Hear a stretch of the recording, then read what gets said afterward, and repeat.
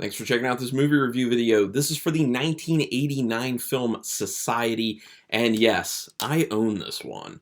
I love this film, and I've been meaning to get to it for literally years at this point. I've had this Blu-ray that long. This is the Arrow Video Steelbook Blu-ray release, and man, it looks so good. Like, even look at the back if you can see it well enough. That has, a nice drawing of some shunting on there. And there's a bunch of wonderful stuff on the inside as well. I'm not going to show you everything, but you do need to see this. The butt face. Yes, the butt face is in there. It's a pretty thick book of a lot of pictures, and it's a great release. But anyway, I'm not here to talk about this Blu-ray release, even though it is wonderful and beautiful. I'm here to just do my review, do my analysis of Society. Like I said, some people will consider this like a so bad it's good film. I just consider this a good film, and I think that will come through to you in my review. Now, again, from 1989, this one's directed by Brian Yuzna, who's also done Silent Night, Deadly Night 4 Initiation, which is wild and has a good amount of Clint Howard in it.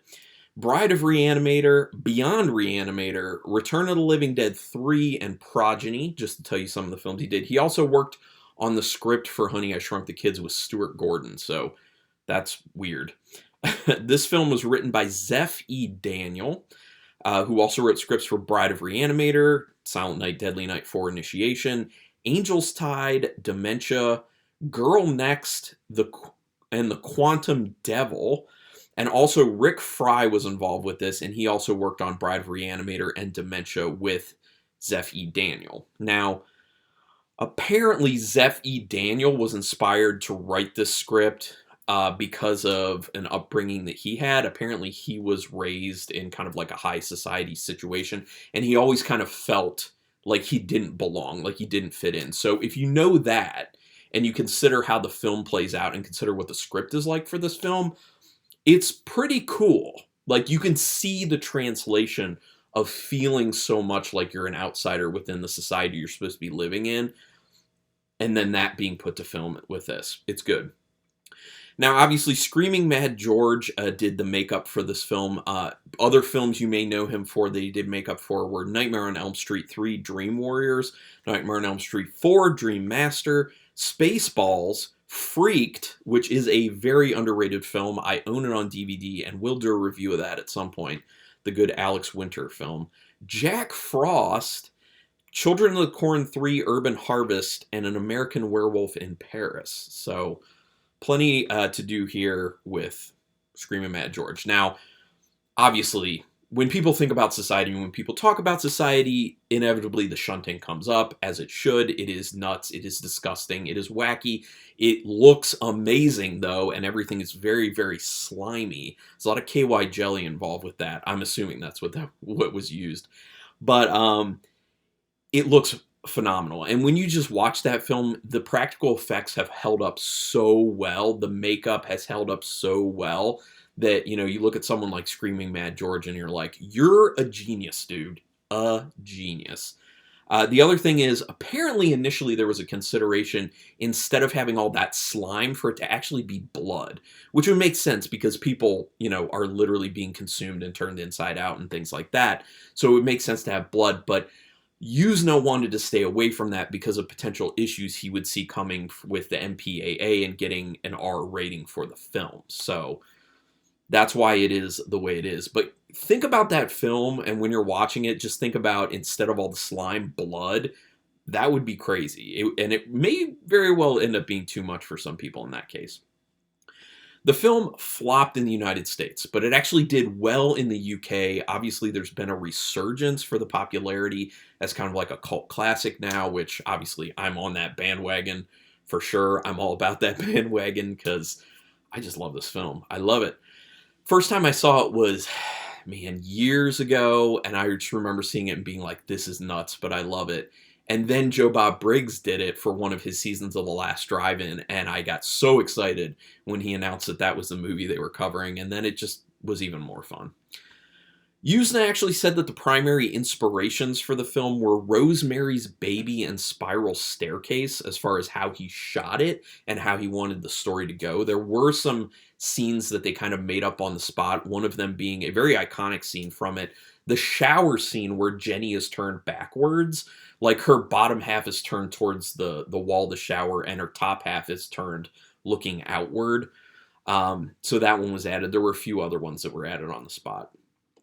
Now, Billy Warlock is the person who plays the character of Bill. So his father, Dick Warlock, actually played the Shape in Halloween 2. And the hospital that they use in the film Society is the same hospital that was used in Halloween 2. So I just felt like that's a really weird / interesting connection there between Billy and his father. Really enjoyed that. Yuzna was able to shoot this as a deal and then make Bride of Reanimator. They wanted him to direct Bride of Reanimator, and so he said, I will do it if we can cut a deal. You let me do this film Society, and I get to do it first, and then I will do Bride of Reanimator for you. So had that deal not been struck that way, who knows if we would have gotten Society or not. I'm glad we did. Very glad. So let's get to the actual film. The beginning is a dream sequence, or nightmare sequence more accurately, which you can tell from the askew kind of camera angles that end up being used and a kind of dreamlike music that plays in the background. Now, it's going to be mirrored later on in the film, and I will talk about that, but it's good that they establish this kind of like dream / nightmare state early on, and what the camera work and the music will be like for those types of scenes. Heavy foreshadowing with Bill speaking with his therapist, but it also presents paranoia on his part, so the audience will actually start to question what's really going on.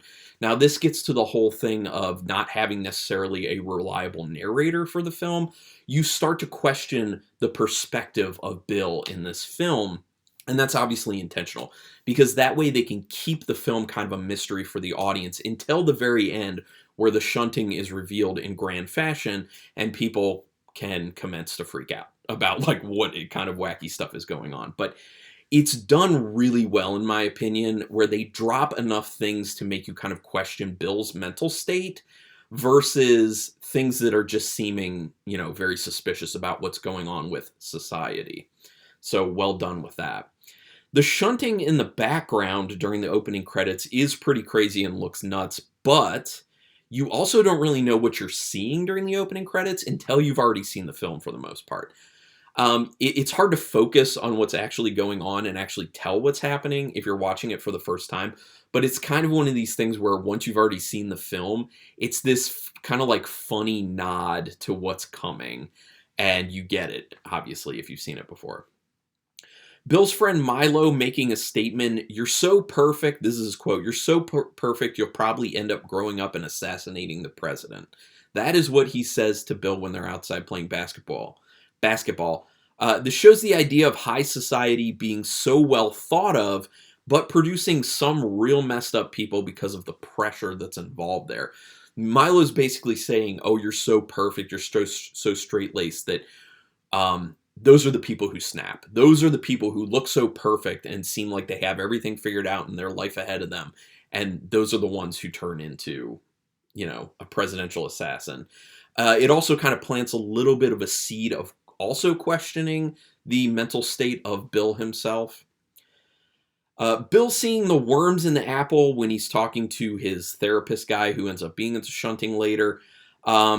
And the little scene where he's zipping up Jenny's dress and he sees like her back pulsating a little bit serves to further raise the question of the mindset of Bill. And obviously, they're doing this very early in the film. So they're laying those tracks for the audience to kind of be like, can I trust this narrator or can I not trust this narrator? Note that after Bill nails the debate and his basketball game, he takes a bite of an apple and looks at it. He goes back to his therapist to talk to him, picks up an apple, bites it, and looks at it, and is just like, relieved that he's not seeing any worms. There are no worms this time, and he's feeling successful and validated, so he's not seeing the worms.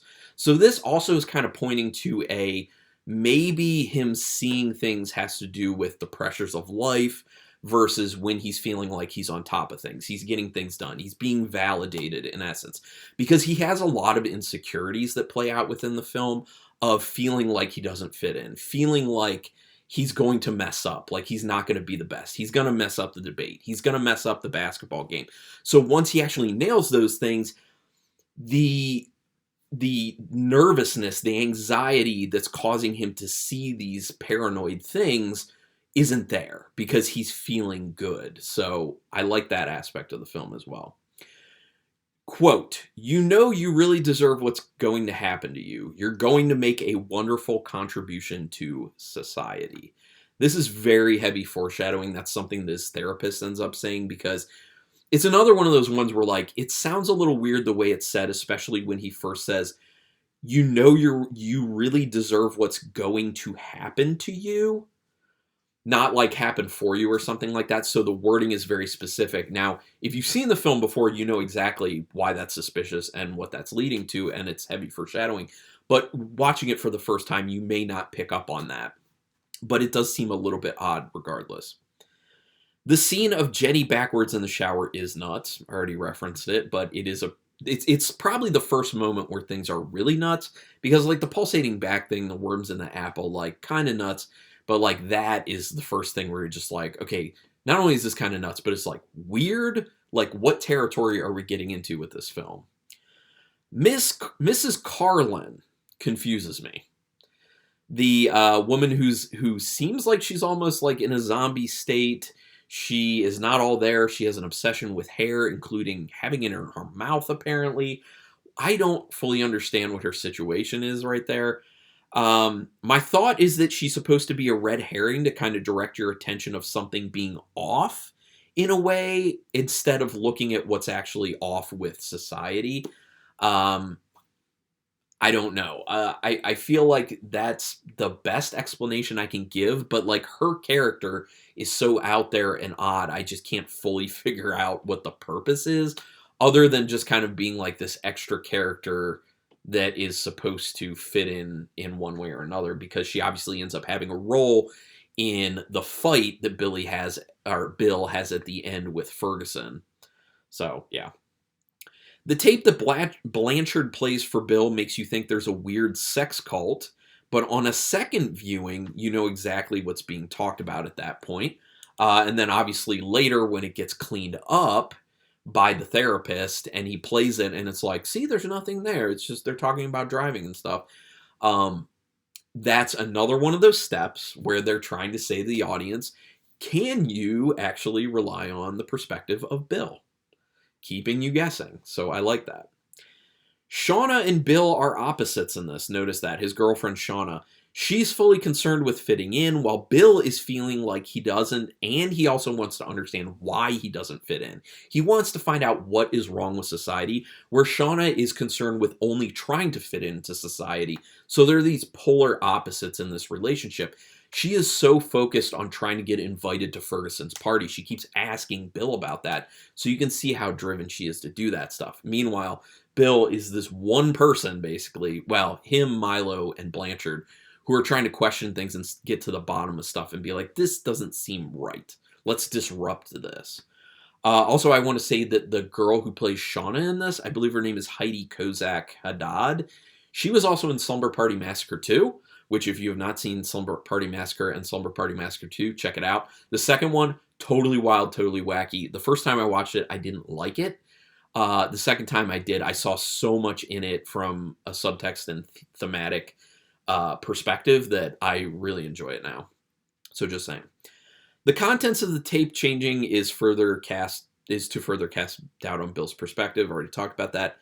You know Blanchard's death ends up being no accident, since Bill was on his way to meet him right at that time.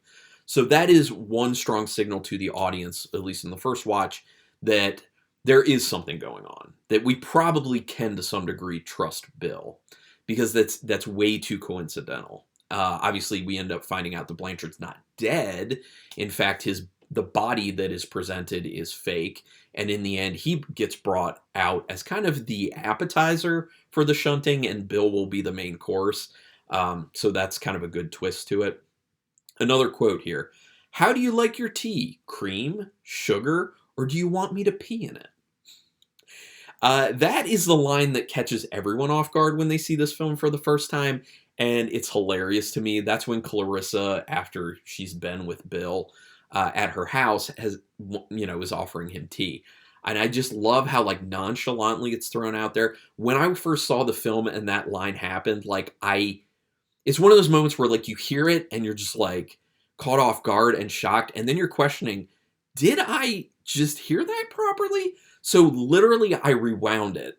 Like I went back and rewatched it and I was like, yeah, that was a line of dialogue. Wow.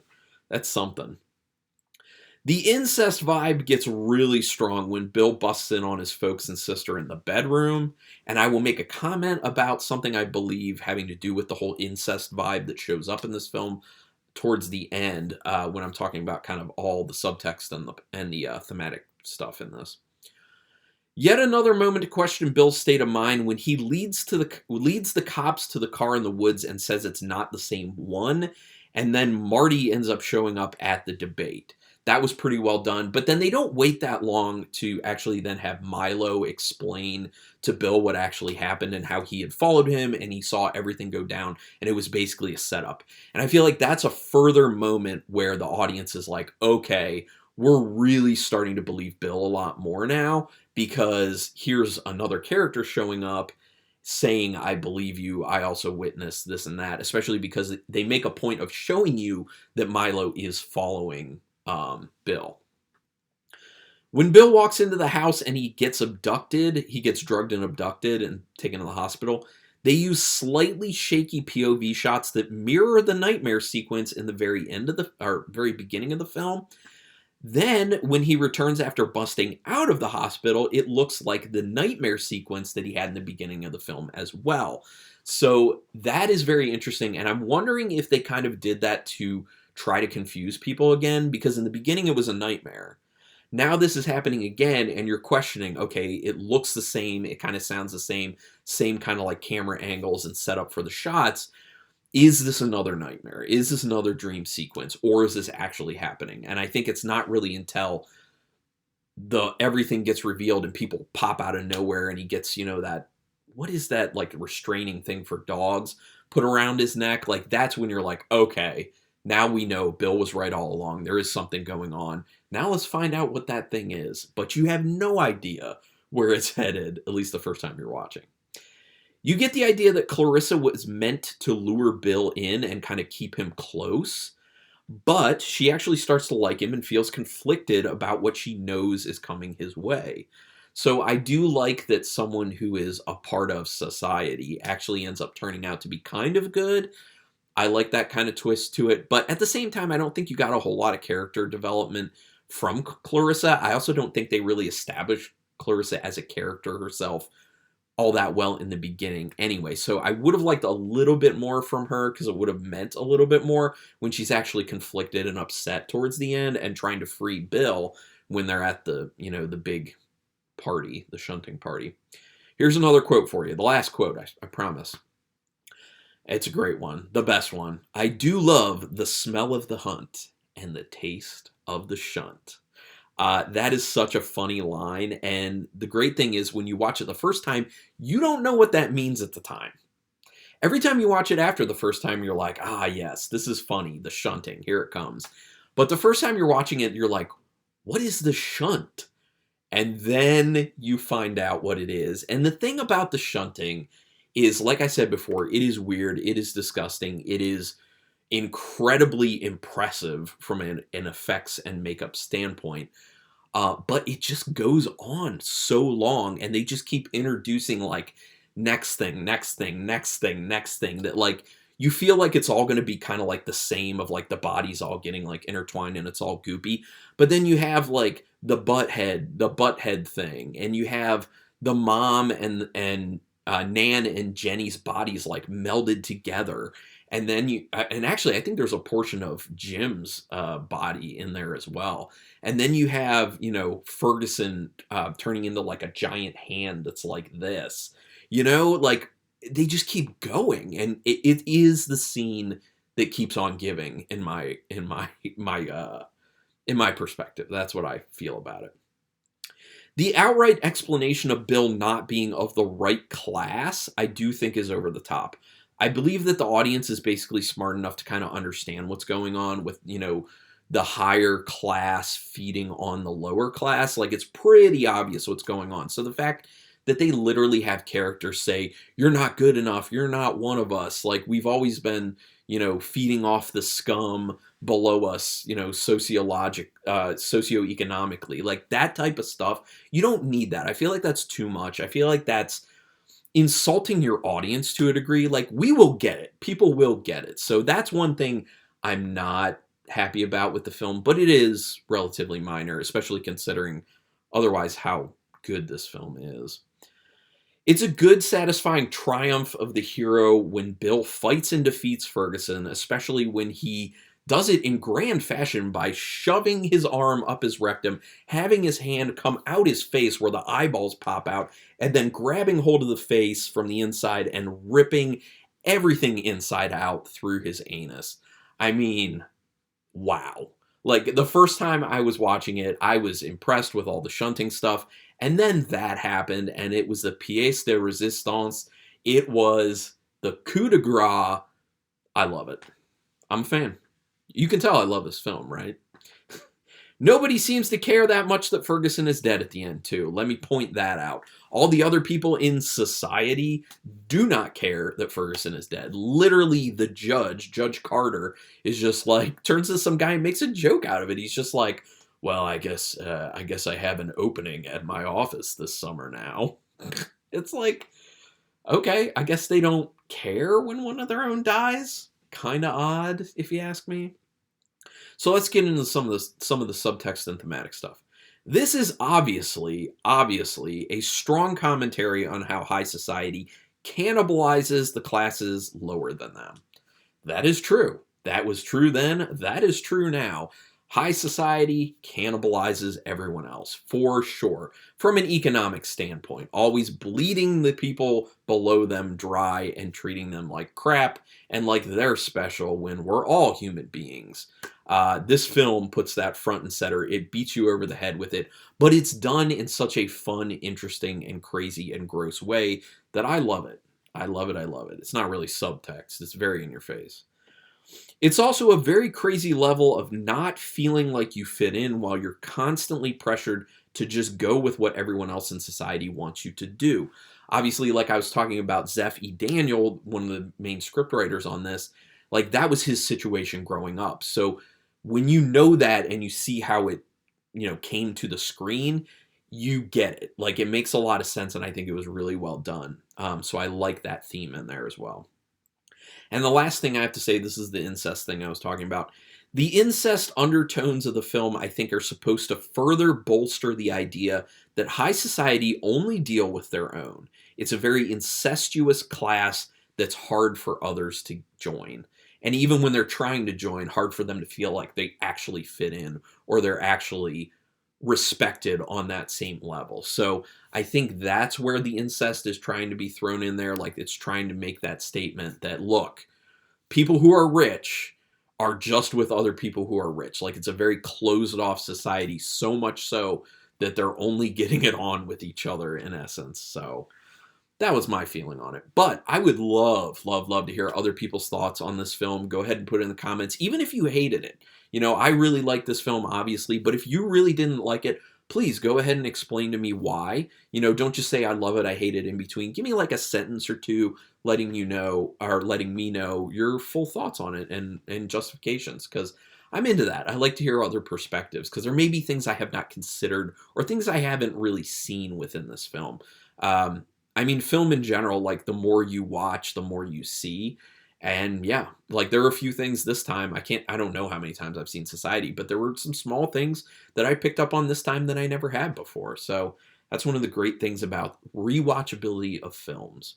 But anyway, put the comments down there. Do me a quick favor though, hit subscribe to my channel if you have not already. I would greatly appreciate it, and it is your best way to repay me if you like this video or any video I've ever done. Also, please hit the notification bell button, because then you'll know when I'm putting up new videos. And if you can watch them relatively early on when they are thrown online, It really does help me gain traction with the videos, but you know, no, not too, I don't want to pressure too much people to do that. So if you could, great. If you can't, that's also fine. Regardless, I really thank you for taking your time to watch this because it is a time investment. But until next time, keep it brutal.